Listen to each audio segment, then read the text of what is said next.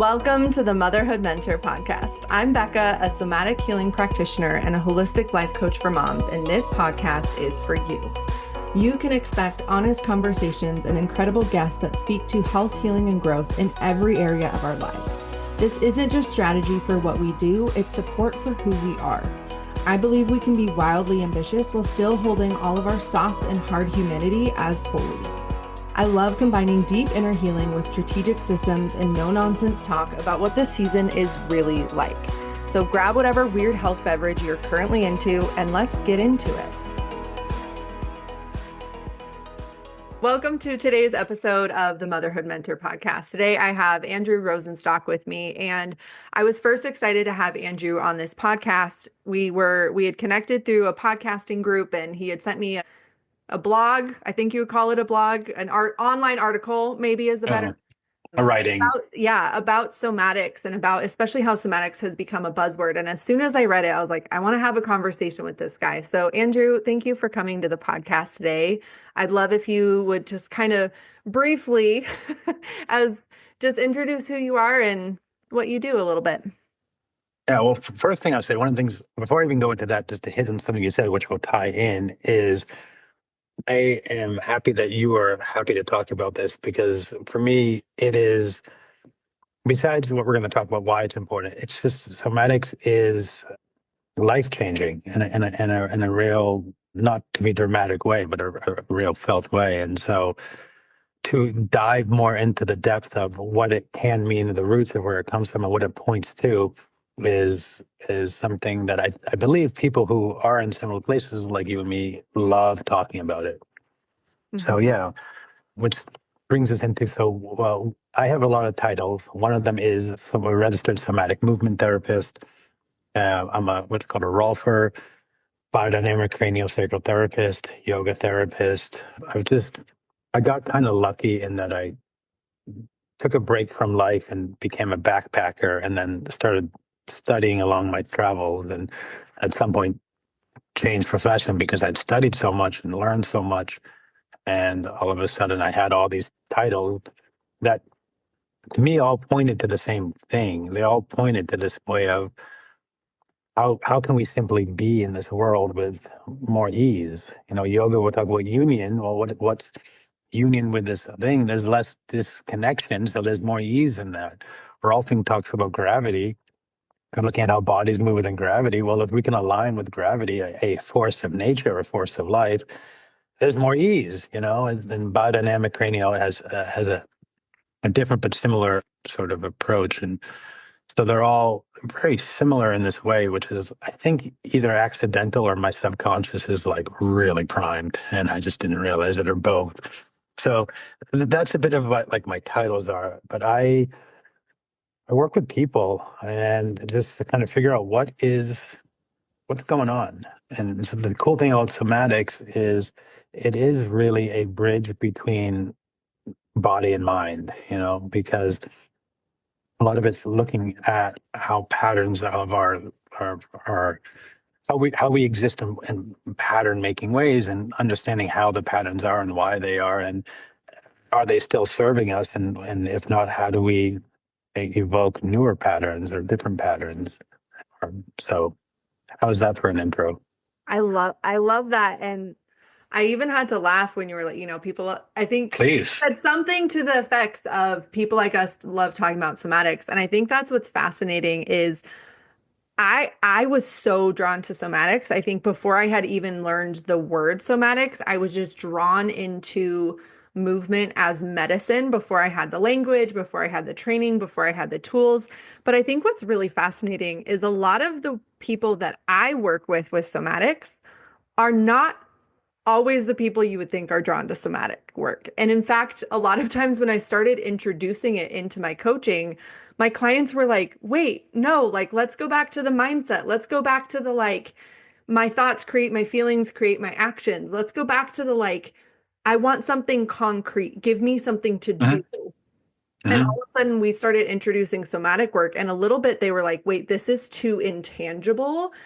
But they would get done and they're like, wait, I feel different. I'm showing up different. Something's changed, but I can't put my finger on it. I can't find language for it. And one of the things I loved in that article you wrote is you were talking about how do we define something that, like, by its own nature isn't necessarily just cognitive. So I'd love to just hear, I guess, your roots of somatics and, like, what does that even mean to you? What is somatic Sure. to you, and where do you see that Mhm. disconnect between how we try to explain somatics versus what it actually is in practice? Yeah, I mean, this is what I love talking about. So great. One other thing I should say for a title, just because it's the Motherhood podcast, is I'm also a dad to an amazing 10-month and what were like 4 days, 5 day old, 10-month, 5 day old little girl, Lena, who I love. And so what brought me into somatics was a bunch of stuff. I first started doing what I learned was somatics, air quotes for those just listening, in a yoga therapy training, and we were doing these exercises that were like a little different than yoga, and they were called somatics, and they were coming. I later learned were coming out of Thomas Hanna's work, and Thomas Hanna is the person who kind of coined the term, and I'll dive into him a little bit. But when I like, and I liked them, they were fun. But later, when I sort of learned more about somatics, I realized that those practices were not somatic in the term. They were just another way of doing an exercise. They were still being taught and doing this. And while they were fun, they were probably fun because they were different. And I think a lot of people like them because why? Well, we've been doing this yoga thing for a while. I'm kind of bored. Here's this other thing. Oh, cool. Now my ego can say, look at these other things I'm doing. I'm a better person now, or whatever it is. I've got this new material. Yay. Spiritual materialism. Awesome. But that's what kind of introduced me into it. And so I was doing somatic, I was doing what I would call Hannah somatics, but it was much later I realized I wasn't doing it what I would say is somatically. And so like, what does that mean to me? Is you have to kind of look at the origin story. So this guy Thomas Hanna, who by the way, I'm not like, I'm not hopefully I'm not sounding like, oh, he's an evil person. He's great. He helped bring this out. He was a student of a guy named Moshe Feldenkrais, and he was also a philosophy. I think he was a professor. He was a philosopher. I don't know if he's a professor or not. And he more or less simplified a lot of um, Moshe Feldenkrais' practices and created these somatic practices. My take, they're a little less in depth than Feldenkrais, but they work. They do a point, and he brought stuff in. But so he came up with the term somatics, and he says that it comes from. Oh, I think it's the Greek. I always confuse if it's the Roman or the Greek. I think it's the Greek that there are two forms of the body. One is the lived body, and one is the sort of conceptual or dead body. So you can't see it, but over on my side, I have a skeleton just over there. And that skeleton, we would say, is actually nothing but an idea. And when we impose that onto ourselves, we're actually not living within our body. We're living with a dead and non-material thing. But this soma, this lived experience body, that is that is what we're attempting to work with. It's sometimes what philosophers will say the preconceptual, the pre-reflection. It's right before the idea of it. That is the experience. And so that's where somatics comes from. But what a lot of people don't know is that Hannah actually that philosophical statement he's saying actually came like almost 100 years before him from a German philosopher named Edmund Husserl, which I know this get a little boring for some people saying, why does this Not to matter? me. Okay, Like it's super getting out my important. notebook, Yeah. like, yes. Yeah. I've written a bit more about this, and there's other people. Michael Shea has written about this. Don Halen Johnson, various other somatic people. Don Halen Johnson is a big name. Michael Shea is not as well known, but written a lot of books and great and a lovely dude. So Husserl was actually the person who kind of came up with this. He had the German word of and my German's not great, but of Körperliebe or Liebe. And it's the same thing. There's this sort of lived body and this conceptual body. So, and then the various phenomena, Husserl's the father of something called phenomenology. That branch of philosophy has really impacted me and impacted other bodywork and movement people because it's really looking at how this body as a non-conceptual being is, and how can we move or be in this body in this experience. So that's sort of like the roots of how I got more into somatics. I mean, various sort of accidental things. My first Rolfing client when I graduated as a Rolfer was actually a professor of philosophy. And I was working on him. He said, "You're doing my work embodied." And I was like smiling, like, "Oh, thank you," having no idea what it meant, Yeah. like, okay, thanks. And so we would work and he would like explain these sort of things to me from a very conceptual level. And the concepts were important because we're conceptual human beings. We have a prefrontal cortex for a reason, and it's great. And making sense of stuff is great, but it's not the actual experience. It's the codification, the wrapping of the experience. And so, recognizing the two is incredibly helpful because are we if we're trying to like heal or help ourselves, are we continuing to go more into ideas which have value but can also take us far and far away? We can actually be, what I sometimes say is we can be moving east, but we think we're going north. And so we keep going east, and yeah, I'm going north. And then all of a sudden we realize, well, this didn't get me to where I thought I would go. Yeah. So I'll take a break. Yeah, yeah, yeah. Yeah, it's the paradox of talking about something meant to be felt, like you had said in the article. And I think that's what drew me, I believe, deeply into somatics for my own practice, for my own healing, is because I had done so much cognitive talk therapy. And Hmm. I was in early motherhood, and I was at this place where I was experiencing, I had a lot of freeze, I had a lot of disassociation that I wouldn't have known. I wouldn't have told you that. I didn't Hmm. have language for the experience until years later, until recently, really. But birth and kind of early motherhood all of a sudden had me feeling and experiencing things that I didn't have language for. And I had the cognitive understanding and knowledge of like, okay, trauma probably created this. But I had this, I don't need to go back to therapy and talk about what happened. I already know what happened. What I don't understand is why I'm standing in my kitchen and my toddler is triggering me like this. What I don't understand is when my husband does this, why is it triggering these responses in me? And that's kind of when I found somatics of like, why is my body still holding these things that conceptually I can logically say isn't happening anymore, but my body's still experiencing. And in that season, I had this Hmm. draw towards, I don't want to talk, I don't need to talk about what happened anymore. I want to feel differently. I know how I Hmm. feel now. I really didn't. But that's Hmm. the language I would have used. And I think that's what drew me into somatic is I had started doing kickboxing workouts. And after each kickboxing workout, I would just start crying. And I didn't understand Yeah. why it was such a relief, why it was such a cathartic experience for me.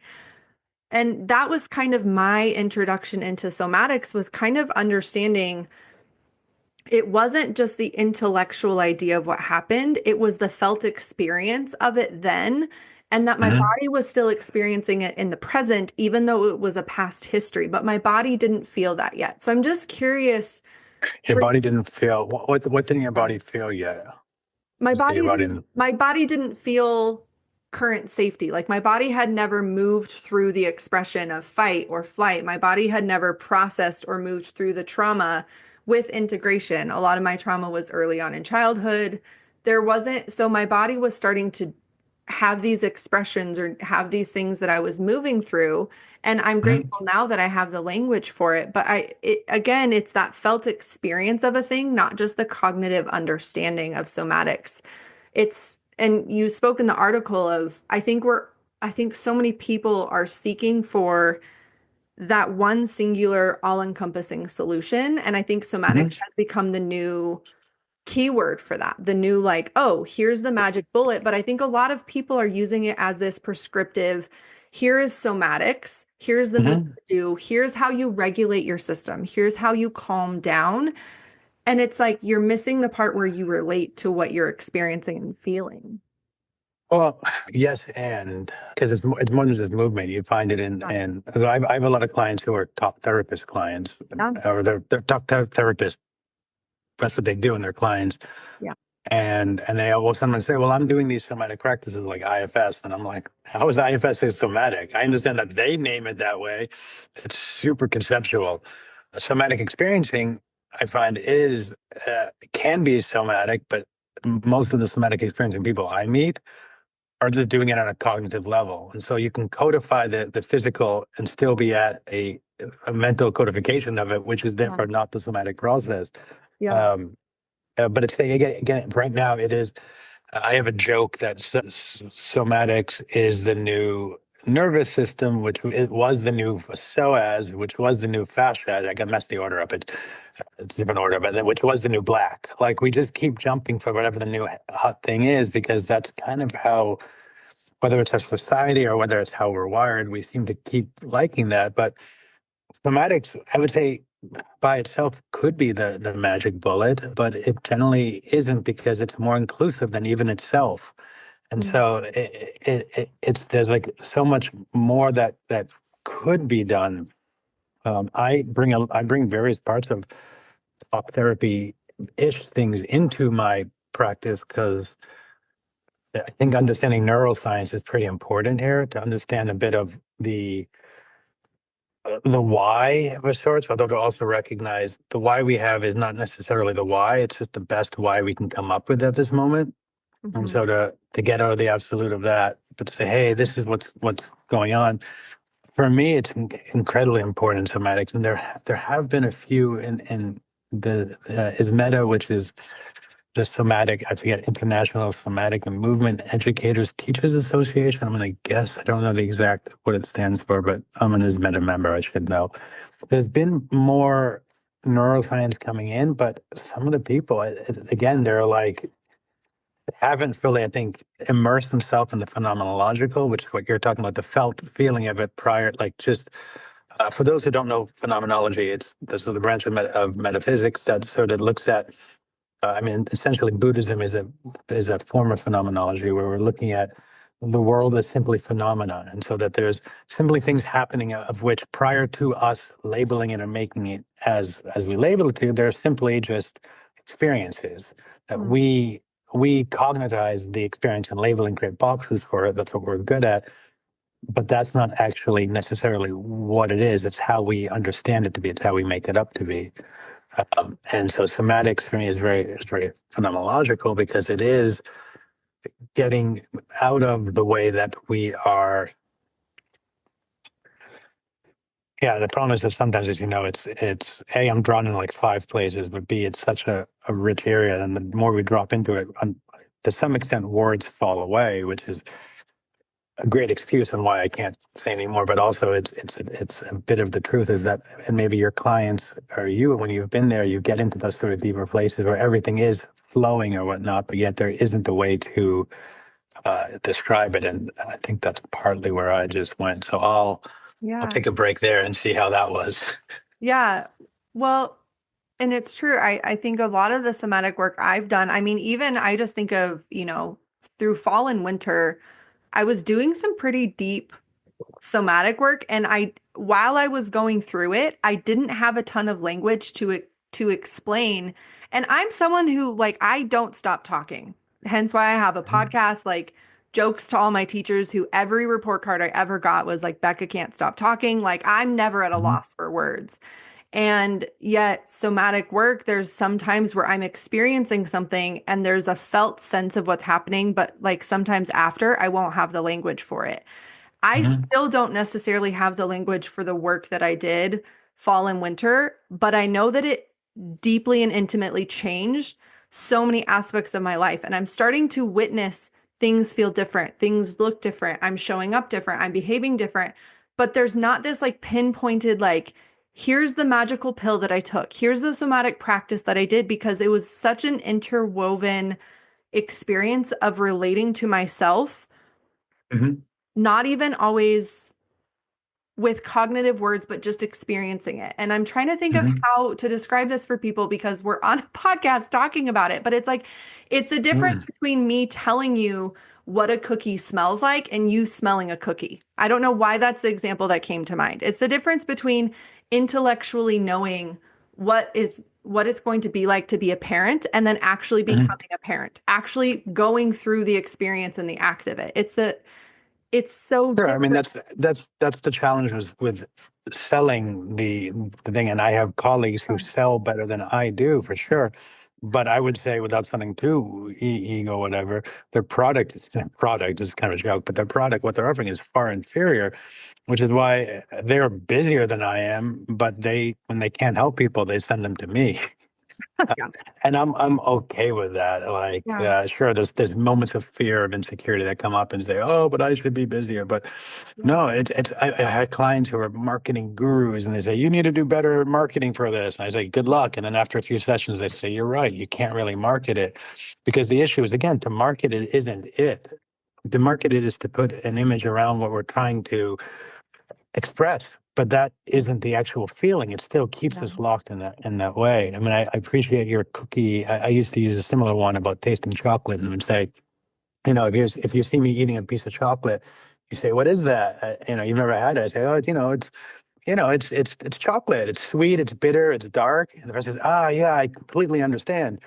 But then they go eat chocolate, and I said, "That is not exactly what I thought it would be," right? Or similar, when I work with clients a lot, to try to get them to separate thoughts and feelings because they're so conflated together, especially in this world that we live in. I'll put a finger on them and say, "Okay, so what's happening right now? Like, what do you feel?" And they say, "I feel you touching me." And I say, "No." I say, "No, no, no. You don't feel me touching you. You feel touch." Let me explain another way. Imagine if there was a midget hiding under, or a short person. I don't know the correct PC. Apologies to people there. A small person under the table that you didn't see. And when I put my finger on you, they were actually putting their finger on you. Now, you didn't see them. You would say, "Andrew is touching you." That is actually not what's happening. All you feel is touch. Your brain creates another story based on everything it knows and labels the touch as Andrew and all that. Unless you were really familiar with working with me for a while and knowing what my touch actually felt like, we have now separated these two things, or we've combined these two things together, Andrew and touch, to be one thing. But actually, from the somatic way, there's just touch, right? There's just touch that's going on there with this another object, this other human being. Hmm. Does that make sense? Does that make some sense? I mean, that makes total sense. And I think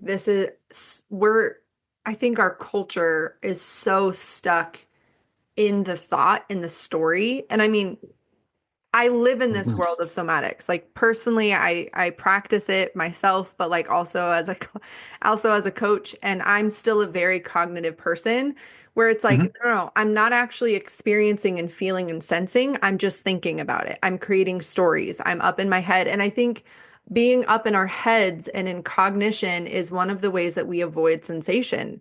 We avoid Totally. feeling that touch because Mhm. feeling for a lot of people is very uncomfortable. Well, yeah, we also don't want to demonize cognition. It's what keeps us alive. It's No, what we keeps us love moving cognition. forward. Yeah, and it serves a great point. Yeah. It's also wonderful as a sympathetic nervous system response. Yeah. So if we need to be thinking about something, we're going to be in a sympathetic state. Well, again, thinking is a hard word because there's certain levels and ways of thinking.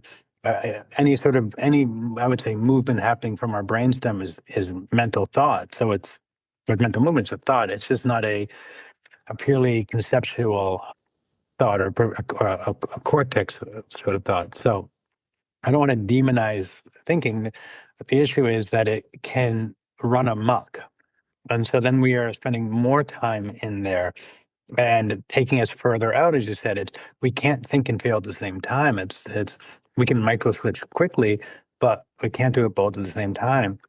But we can create thought, what I was going to say, like thoughts as feelings, or feelings as thoughts would probably be more of it. So we can sort of take over or hijack the actual felt sense by using a logical reduction of it, which keeps us from feeling and keeps us moving in that direction, which serves a wonderful purpose in lots of ways. It just doesn't serve as sort of being more present, being more here, or really being with reality. Because the sad thing is, and I don't mean to scare people, everything that Rebecca thinks, everything Andrew thinks, isn't really objectively real. It's just our own subjective reality. Not that it can't align with it, but it's just our understanding of things.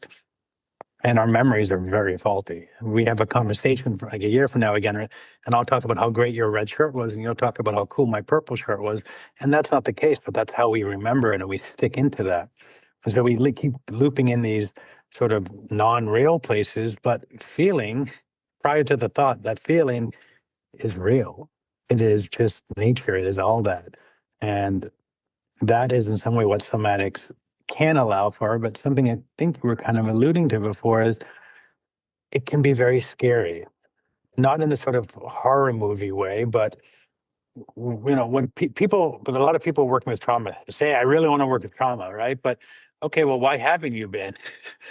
Because a part of us has been heavily scared or traumatized or whatever. Yeah. Again, the mind will say, oh, yeah, I want to do it. But no, working with all that sort of stuff, all that stuff we've pushed aside. No, it's scary. I don't want to feel. I'd rather just be this autonomous robot unit and just kind of, do that sort of thing. No disrespect to Elon Musk, he's served very good in ways, but like, and then you get sort of what a lot of who I think it ties to the beginning. I don't want to be this way anymore. Okay, what am I going to do? I'm going to pendulate over to this other way. I'm going to do somatics. Well, I'm doing the idea. I'm being the best version of myself, but that's still like wrapped up in all this sort of sub or contra like subconscious or conscious aspect. Still, there's like a lot of this gripping, which is why so many mental health, so many body health, so many coaches really unhealthy. Like leaders in trauma. I took this big trauma course, big leaders in it. Christ, man, there was like very few people who I felt safe with. I was like, these people have avoided their body very well, but they can understand it. They don't live in it.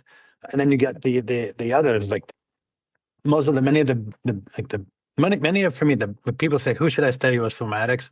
I'll name some people and they say, I've never heard of them. I say, exactly. The people you've heard of, a lot of times that's just insecurity. That's hidden repression that says, I got to show how big I am. Look at me, right? Which I have no interest in studying with those people. So there's like this kind of catch-22 of sorts. Like most people that I know don't know Bonnie Bainbridge Cohen, and to me, she's probably one of the last of the real like people who have the depth of Mm. what a somatic is, or Andrew Olson, or Karen McCose, wonderful, wonderful teachers, but you haven't really heard of them. And I think that's because they're content with just being themselves, you Yeah. know? Well, you spoke Yeah. to, I think, A few things. I I apologize. I go. no, I love it. I love it, and I'm following along. This is the way that I think and experience life too. It's like it's so multidimensional, and I get pulled in all of these different directions all at once. But like what I'm sitting with is there's I I think so many people have such a desire for depths, Hmm. Hmm. and yet they don't know how to live in the place of the depths. They know how to talk about it, they know how to look like it. And I think even just the field of coaches, of therapists, there's so much about knowing more without Hmm. actually taking that medicine. Like you don't know it in your bones. And I think this is the like not to bring myself on a whole different tangent, because don't get me started with Yes. ChatGPT, but like people keep being so excited for this thing, and it's like, don't get me wrong, I see a purpose in like being able to see patterns or like drawing stuff that would take you forever, but I'm just like, knowing more has never helped us. It's given Yes and no. Yes yes and and no. It no. has, there's certain things it can help with. And yet Hmm. I'm sitting here going, I work with women and I count myself as this person too. I knew a lot, but it didn't actually change the way that I was living. It didn't change the way that I was walking and breathing, my posture. It's like I understood the concept, but I didn't feel it in Hmm. my bones, and it didn't change the way that I moved and experienced life. And to me, I think it's just this, it can almost be this performance piece, Hmm. but I think our bodies can feel that something's off, something's weird about it. It's missing a depth. But again, I think that's something that it happens in relationship, not just concept. Hmm. It's not just Hmm. here, let me sell you this outcome, let me give you this result. It's like, I don't know what you're going to come with. I don't know where you're Hmm. going to want to go with it. Hmm. That's not for me to say. Totally. Yeah, yeah. I mean, my first client today. He came in. I haven't seen him in like 6 months because he wasn't living here, and he's coming in and he's been doing this program, some chiropractor stuff, and he's a nice guy. But he comes in and I'm looking, and he's saying he feels much better, and I'm looking at him saying, I'm not going to say this to him. I'm like, you look much worse. You look like he's saying, I do this functional medicine thing. And I ask him, well, functional for what? And whose definition of function, Because he looks like he's put all this stuff on so he can be stronger, but the actual issue that was there was never actually addressed. So it's inside of it, but he's got more information, more knowledge, more this or that. So he's doing it right, which yeah, in some way he is. But also what we found within, it took a little while, but minutes on the table, there was a lot of discomfort underneath. Yeah. That's what happens when ice melts. It becomes, ice isn't like, I can't wait to be water. No, it has to vibrate and move. It's really uncomfortable. But then it's like, oh man, water's great. I don't want to be frozen again. But there's no way, I mean, there's no way we can know that until we know that or until we feel that. And it's hard to feel, like you said, it's sort of hard to feel that. I think culture in some way, or our culture gets a bad rap. I spent 12 years as a nomad. I lived all over, not all over, but over most of the world, much of the world. And I saw a lot of similarities across a lot of cultures. So I don't know how much is like even East and West. I mean, they've blended a lot. So we like to keep these separations. I don't know if it's our culture. I don't know if it's just human culture. I don't know what it is, but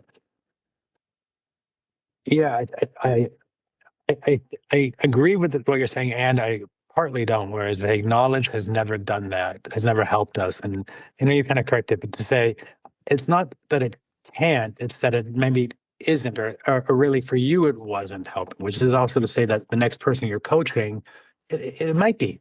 And for me, so much of my work is actually about knowledge, but not just knowledge, because you have a cortex and you have a subbrain. So we need to work with both.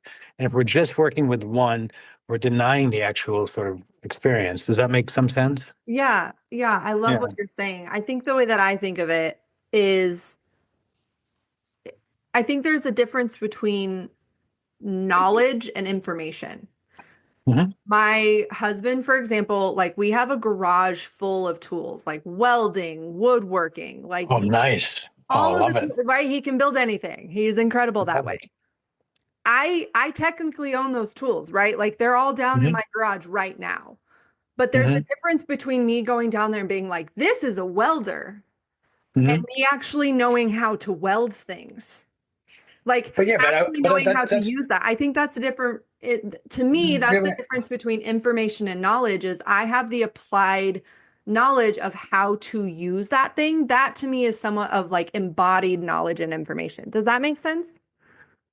it makes sense to me why you would think that. It doesn't make sense to me as from a logical reasoning, Yeah. because I would say that for me, the way that it does make sense, but that definition, that the knowledge, because you could say I still have information on how to use it. Mhm. I don't know how to use it, but I have information on how I could use it, but I don't Yeah. quite know how to use it. So that some of that, the sort of metaphor you spoke with doesn't fully resonate, Yeah. but I think I get where you're going. Yeah. For me, what I say the difference between like thinking and knowing is that knowing, we feel knowing, we don't feel thinking.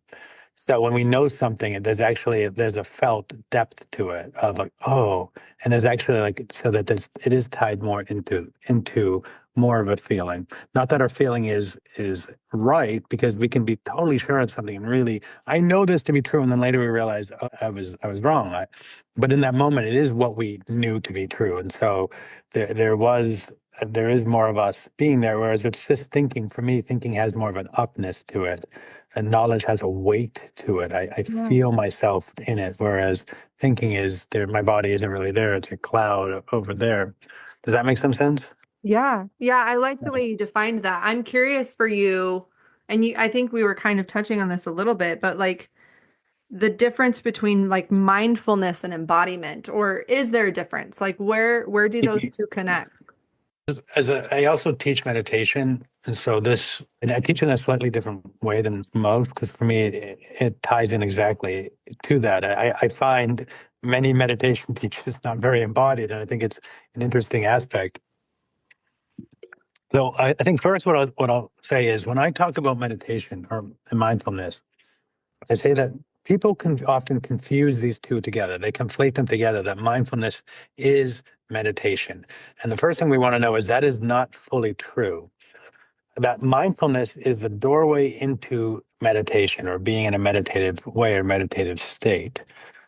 But it's not, it's the doorway into the house. But we don't want to be walking around with the door saying, hey, look at that. This is my house right here. It's just a way in. It's not the same thing. You can have the house without a door in a way, but if you have a door, that doesn't mean you have a house. You can just have a door sitting by itself. So we can kind of confuse all these things together, and people get stuck in these sort of mindful ways, and they're doing all these mindful practices, calling it meditation. But it is the doorway in. So in some way, it is required. It is, so we could say that because it's required, because it's the start of the process, it is one and the same, even though it's also not the same. It's the entryway in. It's more of a process way of looking at it. So mindfulness is required for meditation, and I'll bring it into embodiment in a little bit if I can. But for most people, they're not meditating. They're simply stuck in a thought. Whereas what is meditation? For me, meditation is simply being with the world as it is, not lost in thought about the world or in a heavily disassociated state, just being with things as they are. I can bring in the phenomenology from Heidegger's Das Sein if you want, but that'll get a little bit more technical. But I find that really, really helpful. It's what Buddhism is, I think, more or less, what that Buddha was more or less saying was like not being lost in our thoughts, not being lost in desires, simply being here. But Buddhism didn't really deal with embodiment at that point. So the issue is we can do these mindful practices and then get to these states and say, I'm in meditation without realizing we've just sort of either peeled a layer or added a layer on. And what happens for some is they get, so this will seem like a branch that will tie in. There are some scientists, researchers that are looking at how meditation isn't always healthy, how it actually can be very disassociative. And there are lots of experiences of people going into meditation retreats and getting like a really bad dissociation. And that to me makes total sense because meditation itself is a disassociative program or process. We are in a state of being, which is largely, we're talking about largely mental based, and we're attempting to get out of it. So we're going to get out of our current state. We're dissociating from our current state. Well, there's a lot of stuff under the hood that we haven't dealt with or we pushed away that we forgot about, we haven't seen, and we kind of clear some top layer and then all that stuff comes up. Well, holy shit, that is not good. That's scary. We check out in various ways.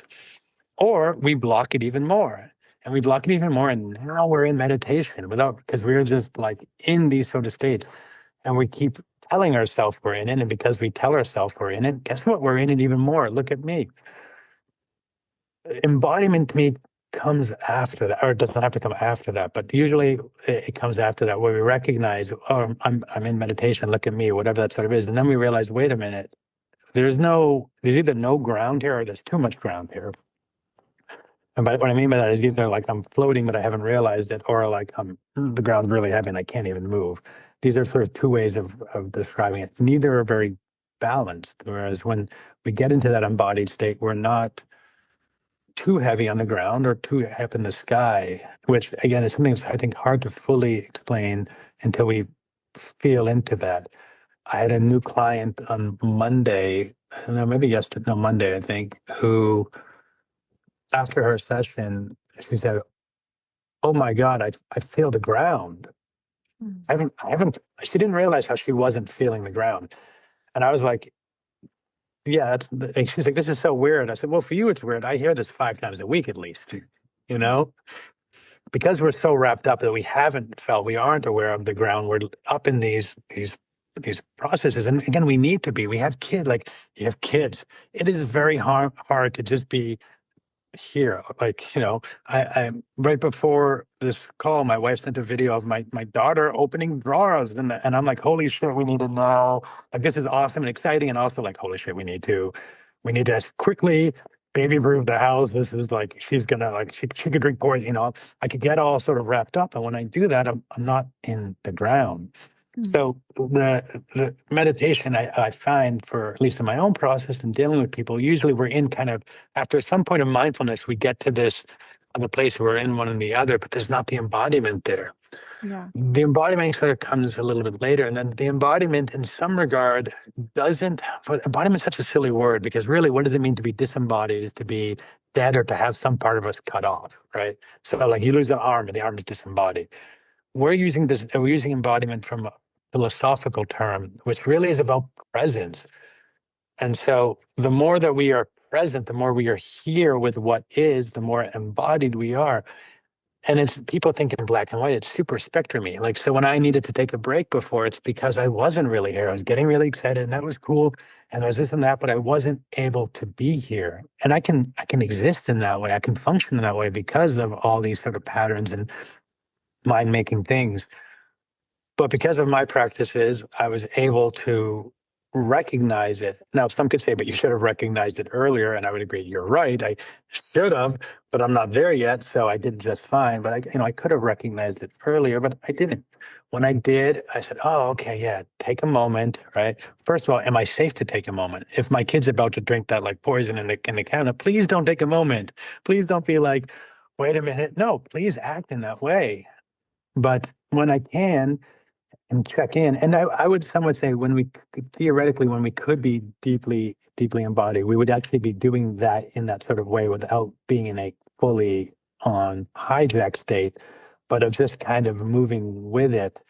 But as you mentioned earlier, when we're living with other people, especially children, it's hard to be present.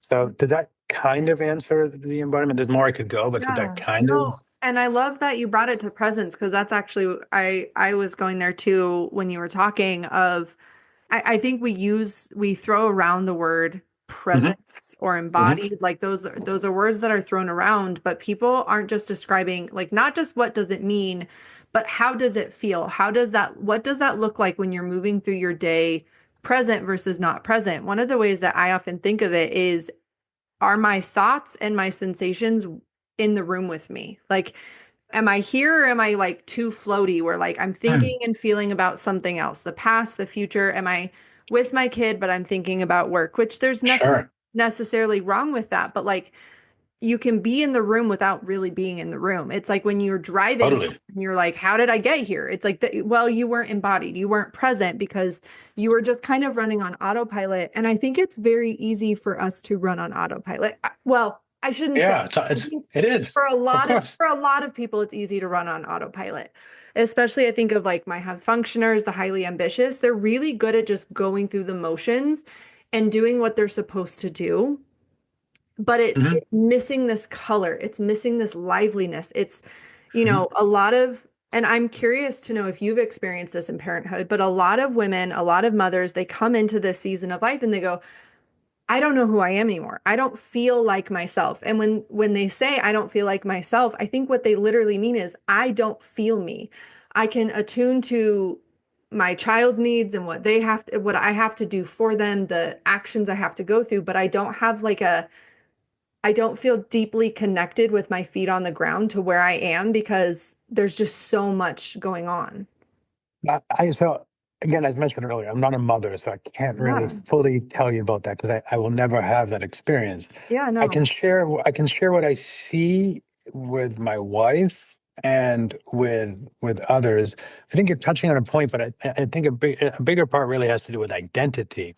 And so the issue is how we've identified or perceived ourselves to be has shifted. And so if I'm feeling myself as I've always felt as Rebecca, and all of a sudden I've shifted out of Rebecca into Andrew, I won't feel like Andrew for a while because the perception was always as being Rebecca. It's not the best metaphor. So like, but or so part of it I think is that they're not feeling like themselves because they don't know who they are because the identity has changed. And so Yeah. as that's changing, how can we? I mean, it's a little bit different, but people say, how is it being a dad? And my answer, people don't love my answer. I say, I don't know. I don't feel like a dad yet. And I know it's been 10 months, but I presume it's going to take me a little while before I I mean, I know I have a daughter, and I know she's like, I'm tearing up just thinking about it. I tell her she's like my favorite thing in the world, and I love holding her. Identity that I conceptually I understand it, but it still hasn't landed in me. And I Mm. think it's so much easier being a father than being a mother. It's so much like my wife is definitely dealing with it. And she's also from another culture that has other ways of looking at it. And she's living outside of her culture as well. So it's like it's really hard for her in a lot of ways. And she definitely struggles a lot more with it. And I think there's naturally a hormonal shift towards it, towards safety, which is also worry.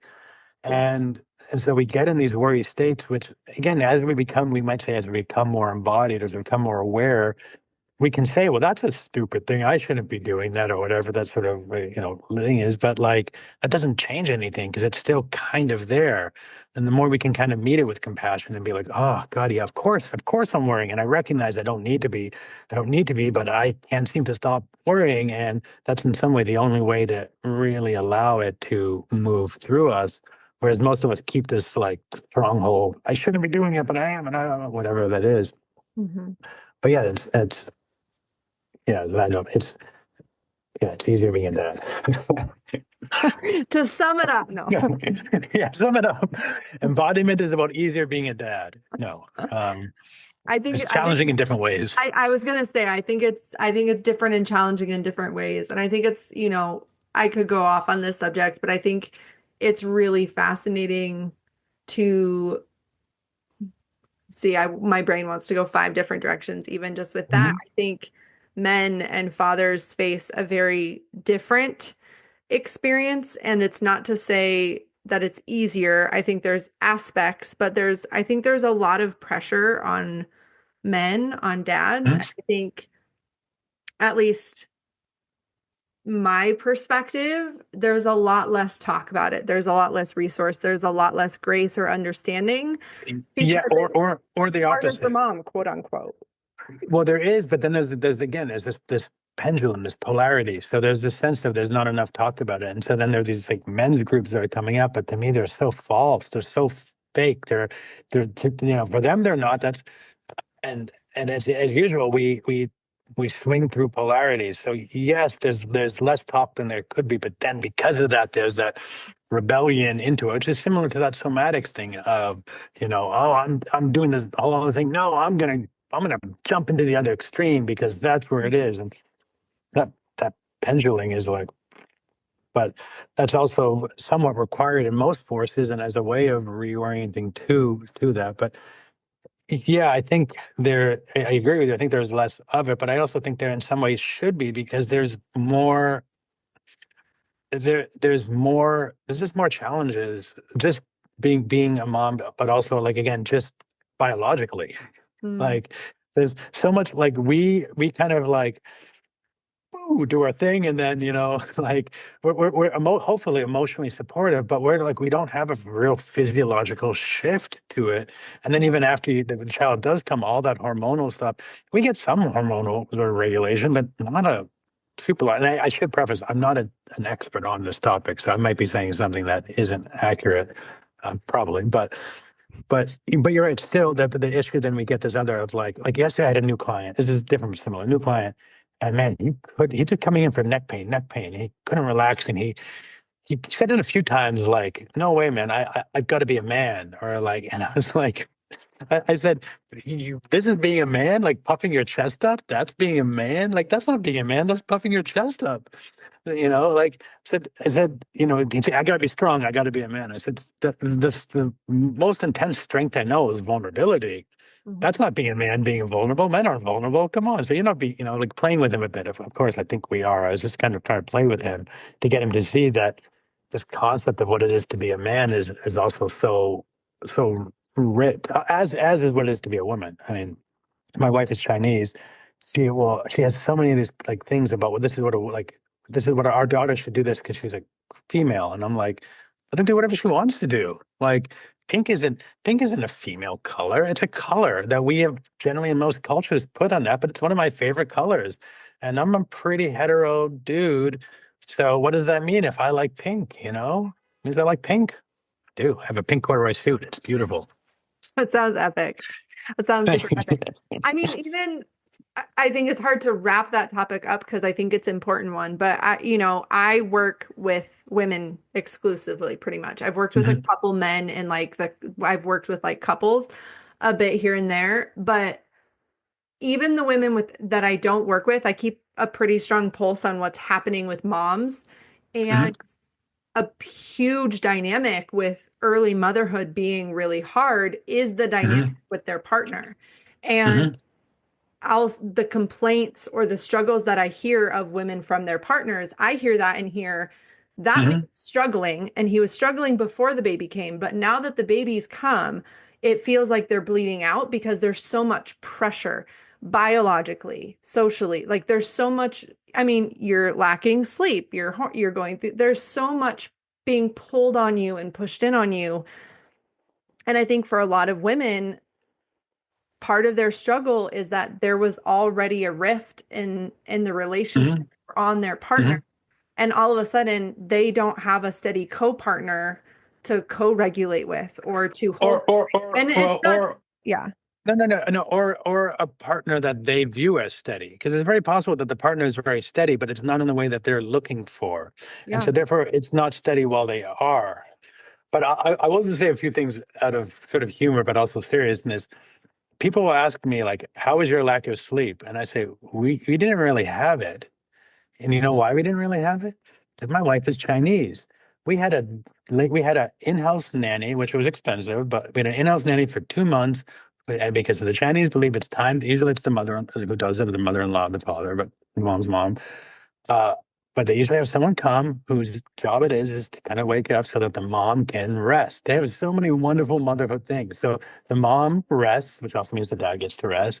And so we had someone for 2 months, and then my wife more or less took over, and she said, "Why don't you sleep in the other room so you can rest and work?" And I said, I would like to take care of the baby sometime, but also we had these different roles. So there is a lot of it, but also like we just went back to China to see my in-laws. We hadn't met their daughter yet, and I was on a bike ride with my wife because our my in-laws were taking care of the kid, and I said, "Oh yeah," I was thinking to myself, "Oh yeah, that's right. We used to be in love," like half joking, half serious, because we were having fun because we had somebody else taking care of the kid, and in their culture, that's what it does, and it's in some ways so much healthier for the husband and wife dynamic. So I can't wait for my in-laws to get a visa to come so that my wife and I can like do things together again while also having a safety that our daughter is comfortable and not ignoring her because we need that yeah, bonding time as well. But just yeah, putting it in that yeah. yeah. I think truly a lot of the pains of modern motherhood, fatherhood, marriage after a baby is that Oh like yeah. you have one single person who has to be your village. And, Yeah. and it's Yeah. just and it's just an unreasonable ask. Even if they're a really steady, solid, healthy partner, they can't be the entire village. There was meant to be so many No. more people. And I think that is so much of what we crave and long for. And that's not just it's not just an idea, it's a felt experience of a Hmm. relationship having Hmm. actual tangible people. I'm curious as we start to wrap up, is there something that like feels like we missed that feels important to name in Yeah. this conversation Two, about two, somatics or embodiment yeah, or yeah. Two things. One is to kind of dovetail on what we were just saying, which is I think that the more we become more into somatic practices, which to me is really about being aware and being with the world as it is, the more that happens, the more we can get into the situation you're just talking about. And so for me, for example, I become that village and I recognize the pressure put on me by the situation and also recognize it has to be that way. And so how can I be in the situation as best as I can, navigating these different forces, be it cultural, be it psychological, be it whatever, and saying, okay, I'm going to have to take this hit right now, this wind gust, but how do I have to be a solid, or can I move around? And how can I also how to bring other things in so that there can be more of this flowing? Well, we can't. do that when we're all stuck in fear or worry or disassociation. So the more we have these practices, in my experience, it's not that it makes it easier. In fact, in some way, it makes it harder because we see more and there's more, and the things are always there, but we haven't seen them. So now we're seeing more, which at first is, oh, it's hard, but oh, wait, I get to actually respond differently. Yeah. So that's one thing I just want to tie in. The other, I think I'll quickly try to go in because you mentioned this word twice. Just from a somatic standpoint, so you mentioned something about like people going to depth, or you had some very deep somatic moments, and I would just counter a little bit to say that for me, there is no depth in somatics. Mm. And that there, because in order for there to be a depth, there has to be someone or something measuring it. And that's what our ego tricks in. It loves to sort of say, look at me, look how deep I've gone, look how far I've gone. But, as there was a professor of embodiment who maybe I was working with at some point, maybe to write something.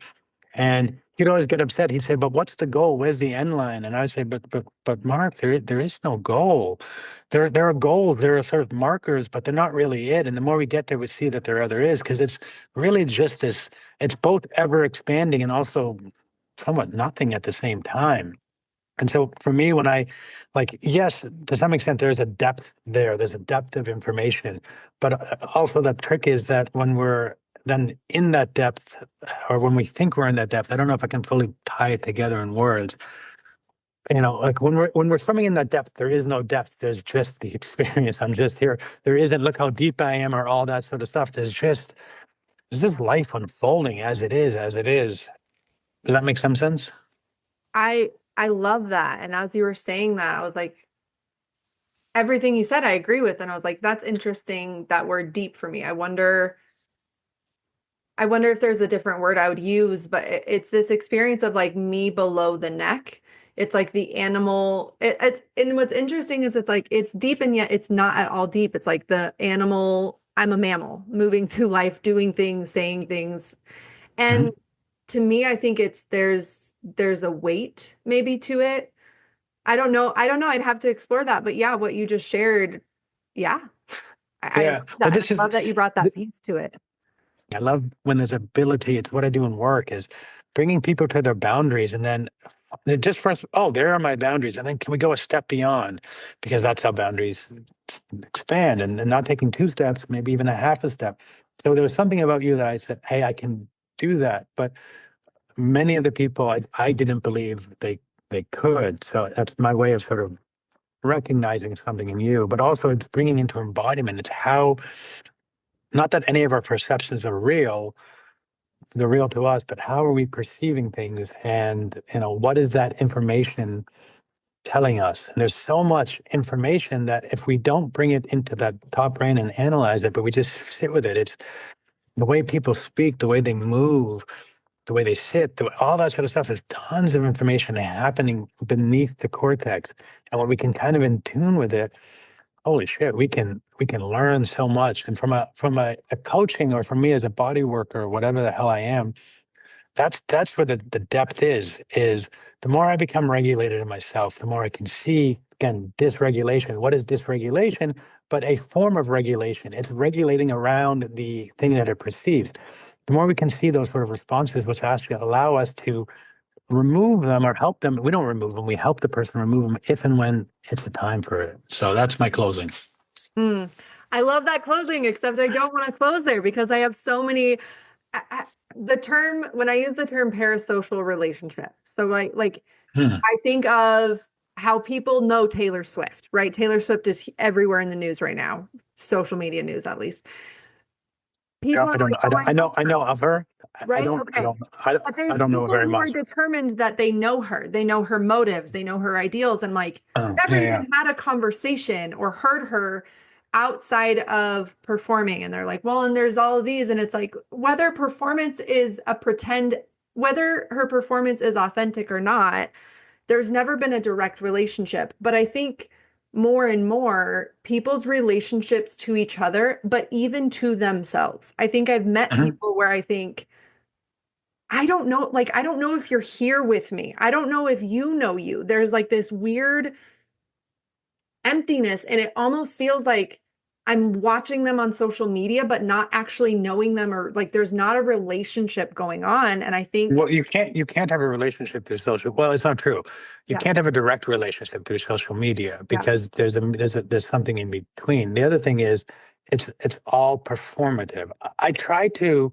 If anyone looks on my YouTube, you'll find relatively horrible videos because I was trying to say how I found so much performance, and from a somatic standpoint, that wouldn't be it. So I was trying to find a way of not performing while also not performing, right? And it didn't quite work, but it was an effort. I tried. So there's naturally, even to some extent, you and I in this talk, we're in a bit of performance. Now, as we get to know each other more, yeah, some of that performance will go down, but there's a naturally occurring thing with it. And yes, we can also be, I think this is kind of what you're saying, we can be in performance with ourselves. We can even in some way learn that. And that becomes our natural way of being, but it's not. It's a learned response, which creates a disconnection, which maybe is sometimes why you see people when they seem like they're not there. Although the other part of the why they might not be there is they might not feel safe or be perceiving safety from you or from others. I mean, so yeah, this client I worked with, she came in, and after 2 years, I was like, "What? What's different?" Like, and she said, "No joke." She said, "I finally decided that you're not a perv." And I was like, "Cool, 2 years." It took 2 years. So she wasn't scared of me. In fact, earlier in the session, she said, "It's not you I'm scared of. It's the yous that came before you." mm, So she's seeing me, but she's not seeing me. She's responding to perceptions, understanding all that sort of stuff in there. And for me, there's nothing I can do about that except be myself, have compassion, sit with it, and in some way hope, although I don't think hope's the right word, that at some point this may shift. And it did, and it has. And as she's become more comfortable, but her checking out, I'm not looking at that saying, why is she checking out? Because I'm never going to figure it out. And it's not that I don't care. I don't love that phrase, but it's like, I'm not that concerned with it because it'll come later if it does come. Instead, for right now, can I meet the checking out and maybe come one step in or have them become a little bit more aware? But yeah, in some regard, we want them checking out because them checking out has served in some way or another. yeah. And so we want to keep that on. But Yeah. again, we can I go think on. I think that's actually a beautiful place where I can finally, I keep saying I'm going to wrap it up, and then I'm so bad at doing that because I just love this conversation. But I think that's the heart of somatics is Mhm. a relationship to what's happening without trying to force it into something, or force it into a certain container, or even force it into a specific movement of like, you're safe, you're safe, you're safe. And it's like, well, her body actually doesn't perceive safety right now. So you saying that might actually bypass or gaslight her out of her experience. Even if Mhm. it's well intentioned, you're trying to make her feel better, even if she doesn't feel good. So I think somatics is such a powerful medicine or practice, or, again, people are like, it's this new thing. And it's like, no, it's been around forever. It's more popular. I think it was around before language existed, before people used it as a theory, as a practice. It's just, I think I it's have an no idea. experience of being human. I think it's Yeah. it's coming back to more humanity. Yeah, the issue is that now there's like three other things I want to say, but we'll take more time. I guess I'll say quickly, just because you mentioned a word that I Yeah. find as far as the gaslighting, the issue, it's really tricky here, is that in some regard there is a gaslighting perceived, but there Yeah. isn't necessarily a gaslighting happening. So the person is perceiving there's no gas in the tank, and what you're trying to kind of inform them, and so a part of them can actually get on board, but a part of them doesn't believe it, and so I struggle a bit with like a lot of times. Well, I'll leave that. I'll say a lot of times my wife will say you're gaslighting me, and I'm like, no, I have no intention for that. I'm trying to get you to see something that I don't believe you can perceive yet, and I believe to be true.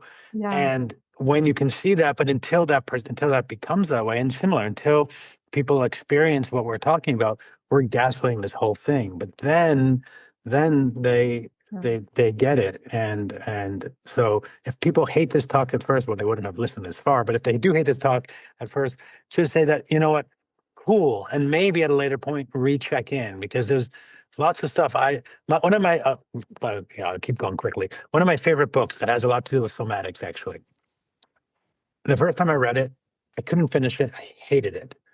The second time I read it, I liked it more, but I thought, well, the author is still, I didn't like it at first. He's so pretentious. And then the second time I said, he's still kind of pretentious, but the book's good. And the third time I read it, I said, this book is great. And this guy is he's so awesome. But he never changed. He was the same person when he wrote it. As every time I read it, he's the same person. All that changed was how I perceived it. And I wasn't at a place where I could have perceived it because it was deeply somatic and I wasn't there. I was deeply What book was lost. it? It's called Spacious Body. I think it's called Adventures in Somatic Ontology. It's by a rolfer named Jeff Maitland. Another time I'll go in and talk about him. He's passed away 2 years ago, but really helped open my mind to various things. But yeah, that's sort of that thing about gaslighting. All right. Yeah, we're good. It's one of those words that it's overused, and some people are using it to describe a different experience than what other people are using it for. Right, which we could say both about gaslighting and somatics. Right.